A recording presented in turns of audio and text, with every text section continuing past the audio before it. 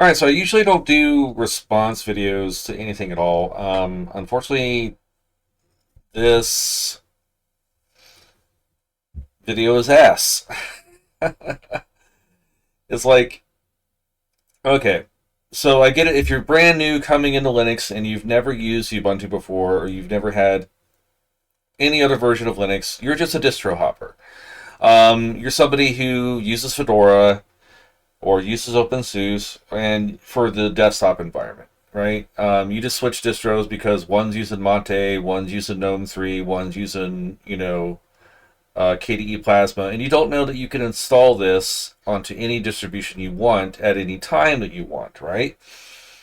So you could use KDE Plasma in Ubuntu. You can install Mate desktop environment in Ubuntu. You can install Cinnamon desktop environment in Ubuntu. It doesn't freaking matter.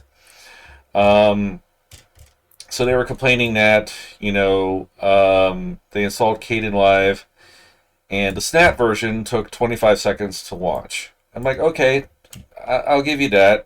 I've got Kdenlive, and that took like 3 seconds, right?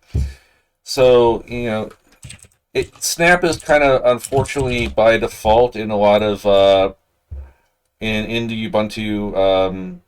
It's built in, right? It's built in. It's a part of Ubuntu's installation. It's firmware, the desktop, GNOME themes. A lot of it is kind of built in. It's baked in the cake, as they like to say.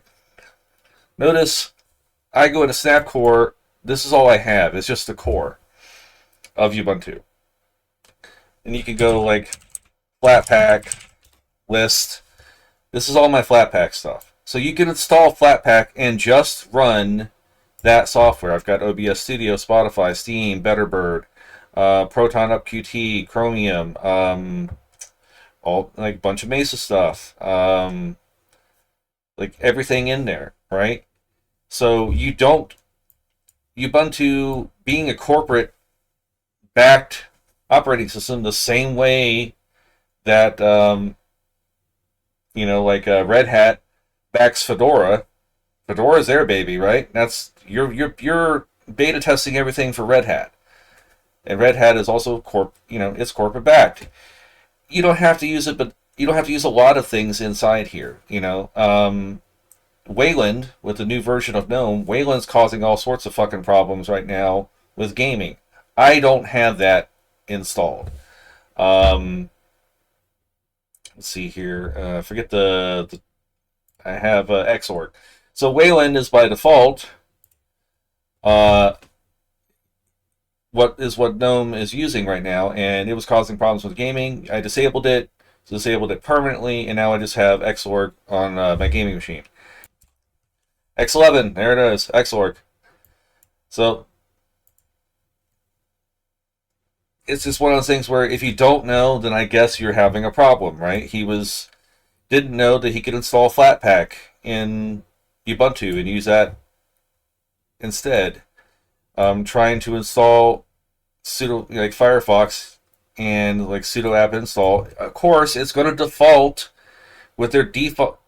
Snap is Ubuntu. The Flatpak was created by Red Hat, which backs Fedora. So if you do, sudo DNF install, it's going to default either to RPM or it's going to default to Flatpak, and it's going to install that. That's the software studio that's built into it. So it's going to go with its default software package, right? And you can switch between the two.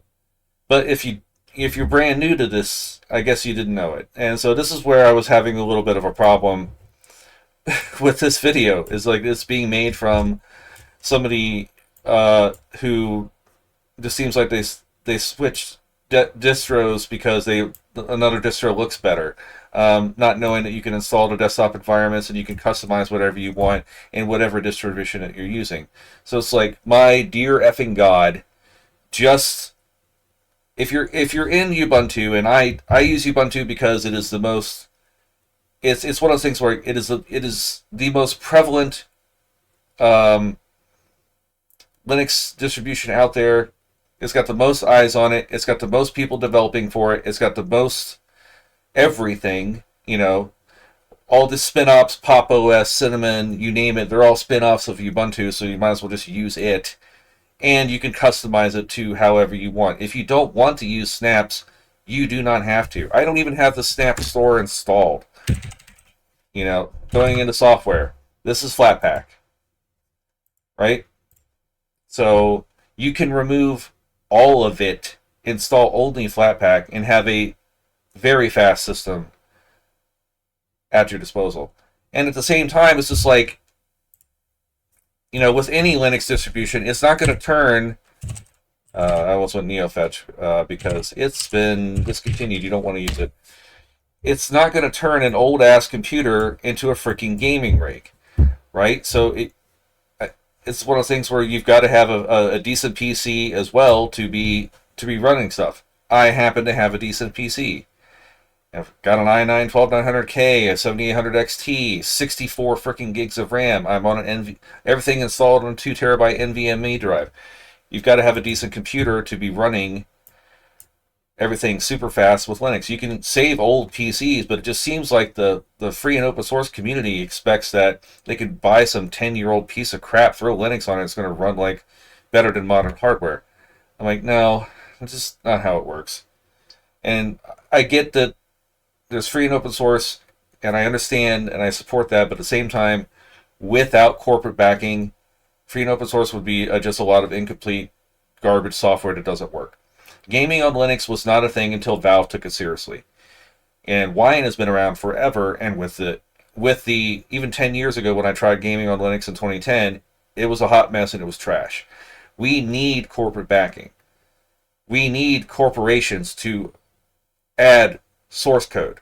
We need them to make this work, or it doesn't work, period. It will always be just a hobby operating system that never be taken seriously. So are there things that Canonical gets wrong? Yes. Are there things they get right? Absolutely. One of the things, software store. Now we're not having to search online through some random website for trying to find, is there an RPM package for this thing or not, or an apt package. No, now we're actually, newbies to Linux can go to the soft store if they want and learn to do things better.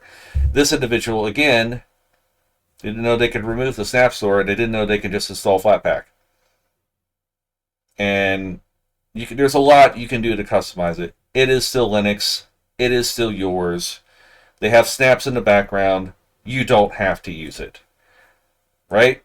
Okay. But I don't know. This video ticked me off quite a bit. It's just one of those things where it's like, I get it. You don't know better, but now you do.